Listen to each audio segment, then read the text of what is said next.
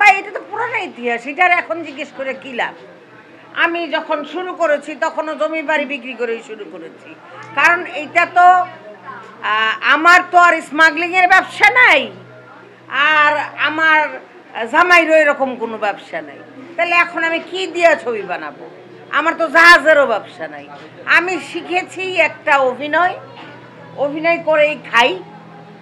আর বাবার কিছু জমি জমা ছিল যেগুলো মাঝে সাঝে সবসময় যে বিক্রি করেই বেড়াতে হয় তা না।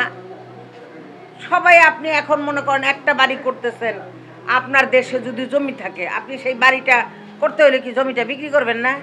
করবেন তো, কইরাই না এই বাড়িটা করবেন। তা আমি যদি জমি বিক্রি করে না সিনেমা বানাই তাতে দোষটা কি হলো সেটা একটু জানি।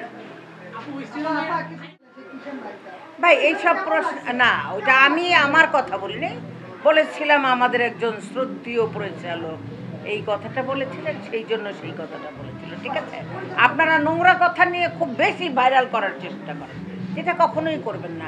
আপনারা যদি শীলতা বজায় রাখেন তাহলেই চলচ্চিত্র বা সাংবাদিকতা বা ইউটিউব মিডিয়া যা বলেন তার মধ্যে অশ্লীলতা বিদায় হবে। আপনারা যদি টেনে টেনে নিয়ে আসেন তাহলে কিন্তু কোনোদিনই এগুলা থেকে আমরা পরিত্রাণ পাবো না, তাই না?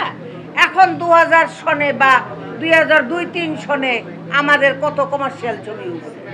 আমরা বলি কমার্শিয়াল, আপনারা বলেন ভালগার, মানে কি বলে ন্যাংটা ছবি হয়েছে। তা এখন যদি এখনও ওইগুলার টাইম না আনেন তাহলে গেলা বলব। ওই সময়ে আমারও তো 2 দুয়ারি রিলিজ হয়েছে, আমারও তো ভয়ঙ্কর নারী রিলিজ হয়েছে, আমারও তো সত্যের সংগ্রাম রিলিজ হয়েছে, হুমায়ুন আহমেদের 9 নম্বর বিপদ সংকেত রিলিজ হয়েছে। তাই ভালো ছবি তখনও হয় নাই, হয়েছে তো। এবং 2 দুয়ারির জন্য আমি সাংবাদিকদের একটা বিরাট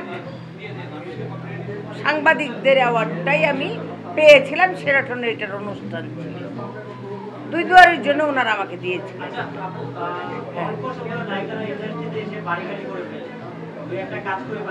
এইটা একবার বলছি, একই কথা বারবার কেন জিজ্ঞেস করেন? আর বাড়ি গাড়ি করে ফেলে, হাগু কাছে নিশ্চয়ই টাকা ছাপানের মেশিন আছে, হেরা বাড়ি গাড়ি করে ফেলে।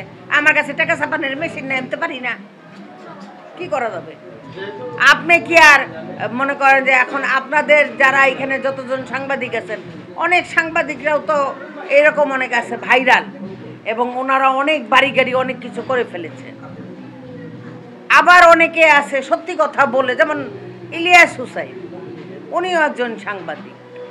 উনি এই যে দেশে কোনো কিছু না করতে পারে রাগের চোটে সে বা যেভাবেই হোক সে আমেরিকায় চলে গিয়ে সে কিন্তু সাংবাদিকতা করছেন। তো উনি ওনার ওয়েতে করছেন, আপনারা আপনাদের ওয়েতে করছেন। এখন সব মানুষ যে ইকুয়াল হবে নট লাইক দ্যাট, এক একজন মানুষ এক এক রকম হবে।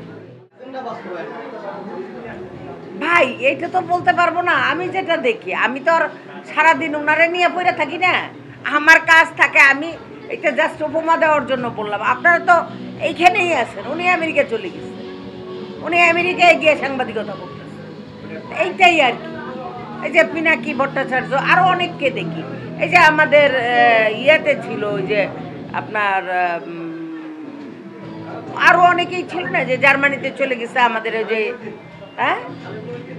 হ্যাঁ উনি, তাও এদেরকেও তো আমরা দেখেছি। তাও এখন সবাই কি আর তাই পারবে?